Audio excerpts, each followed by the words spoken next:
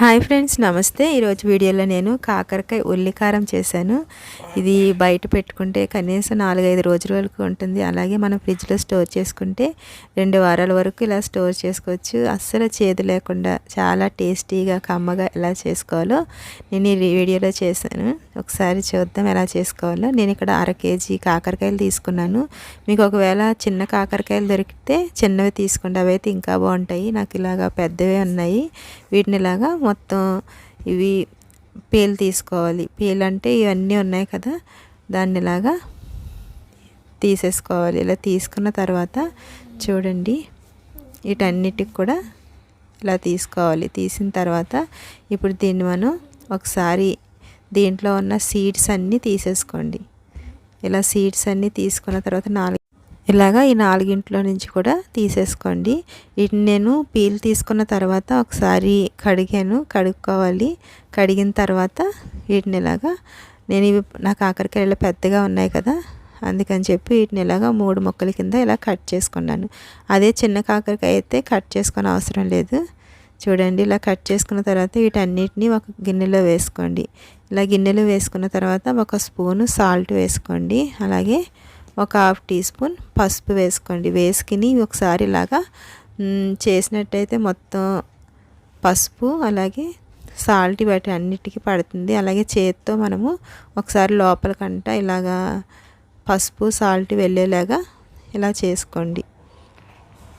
ఇలాగా వీటన్నిటికీ పట్టించిన తర్వాత మూత పెట్టుకుని ఒక 15 నిమిషాలు పక్కన పెట్టుకోండి. తర్వాత ఇలాగా మూకుడు పెట్టుకుని దీంట్లో ఒక 2 స్పూన్లు ఆయిల్ వేసుకోండి. అలాగే 2 స్పూన్లు ధనియాలు, 1/2 టీ స్పూన్ జీలకర్ర, కొంచెం కరివేపాకు వేసుకుని ఇలాగా ఫ్రై చేసుకోండి. ఫ్రై చేసిన తర్వాత ఒక 15 ఎండుమిర్చి వేస్తున్నాను.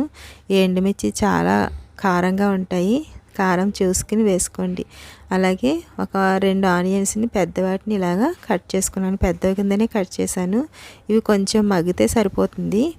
ఒకసారి ఇలాగా మంచిగా కలిపిన తర్వాత ఇందులో కొంచెం సాల్ట్ వేసుకోండి. మనం సాల్ట్ వేసుకున్న తర్వాత ఒక 1/2 టీ స్పూన్ పసుపు కూడా వేసాను. వేసుకుని ఇది కొంచెం మగ్గే వరకు ఇలాగ ఫ్రై చేసుకోండి. మూత పెట్టుకుని ఫ్రై చేసుకోండి. చూడండి, ఆనియన్స్ చక్కగా మగ్గినాయి కదా. అలాగే వాటిని చల్లారనిద్దాం. అవి చల్లారేలోపు చూడండి ఎంత చేదు బయటకు వచ్చిందో. ఒకసారి దీన్ని ఇలా మళ్ళీ ఒకసారి కలుపుకుని ఇలాగ గట్టిగా పిండండి. ఇలా పిండినట్టయితే చేదు అంతా వచ్చేస్తుంది. చిన్నపిల్లలు కూడా చేదు లేకుండా చక్కగా తింటారు, అంత కమ్మగా ఉంటుంది. ఒకసారి మీరు కూడా ట్రై చేయండి ఫ్రెండ్స్. ఇదిగోండి, ఇప్పుడు ఈ ఆనియన్స్ అన్నీ మంచిగా చల్లారినాయి. ఇప్పుడు ఒక నిమ్మకాయ సైజ్ అంతా చింతపండుని వేసుకుని ఇలాగ గ్రైండ్ చేసుకోండి. ఇలా గ్రైండ్ చేసుకున్న తర్వాత ఇప్పుడు దీంట్లో ఈ స్టఫింగ్ కింద పెట్టుకోండి. చూడండి, ఇలాగ మొత్తం అన్నిటికీ పెట్టుకోవాలి. ఇది కొంచెం పల్చగా అయింది ఫ్రెండ్స్. మీరు చింతపండు వాటర్ వేసాను కదా, అందుకని చెప్పి కొంచెం ఎక్కువైంది. కొంచెం చింతపండులో వాటర్లో నానబెట్టినప్పుడు కొంచెం తక్కువగా వేసుకోండి. ఇలా అన్నిటినీ చేసిన తర్వాత అదే మూకుడు తీసుకుని దీంట్లో మనం ఆయిల్ కొంచెం ఎక్కువే పడుతుంది. ఒక 3 స్పూన్ల వరకు వేసుకోండి పెద్ద స్పూన్తో. వేసుకున్న తర్వాత వీటిని ఇలాగా మగ్గించుకోవాలి. వీటిని ఎన్ని పడితే అన్నీ వేసేసుకోండి.